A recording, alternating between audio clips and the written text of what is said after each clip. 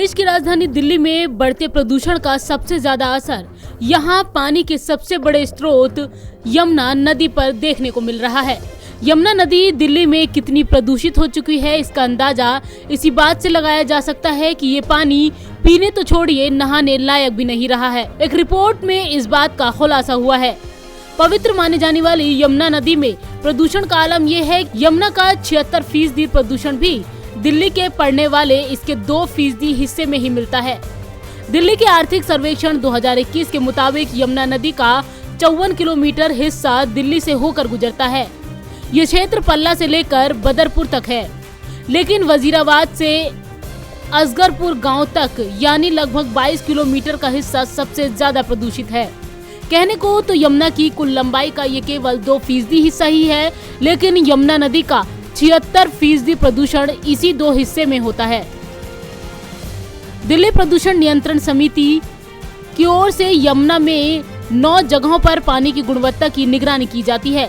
साल 2020 में जनवरी से लेकर दिसंबर तक इन जगहों के लिए गए नमूने बताते हैं दिल्ली में सिर्फ पल्ला और सूरघाट में ही यमुना का पानी नहाने लायक है।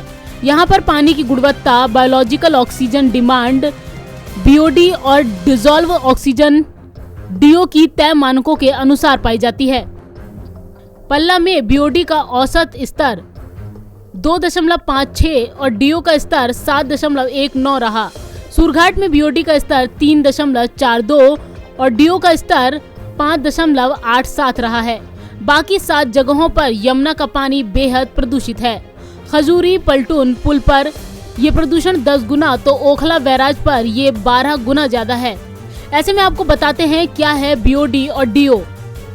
नदी में पानी की गुणवत्ता को BOD और DO के मानकों पर मापा जाता है। BOD यानी बायोलॉजिकल ऑक्सीजन डिमांड का मतलब है कि उस पानी में किसी जैविक पदार्थ को डिकम्पोज करने के लिए किसी बैक्टीरिया या सूक्ष्म जीव को कितनी ऑक्सीजन की जरूरत है, जबकि DO यानी डिसॉल्व ऑक्सीजन उस पानी में घुली हुई ऑक्सीजन होती है। पानी में BOD की मात्रा 3 मिलीग्राम प्रति लीटर या उससे कम होनी चाहिए और DO की मात्रा 5 मिलीग्राम प्रति लीटर या उससे ज्यादा होनी चाहिए।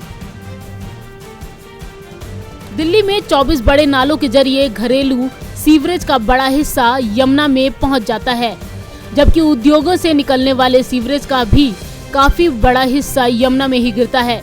इसी के चलते यमुना में बड़े स्तर पर प्रदूषण देखने को मिलता है, जिसका जीता जागता सबूत यमुना नदी के पानी में तैरता दिखाई देता ये जहरीला झाग है, जो दिल्ली वासियों को होने वाली कई गंभीर बीमारियों की मुख्य वजह भी है।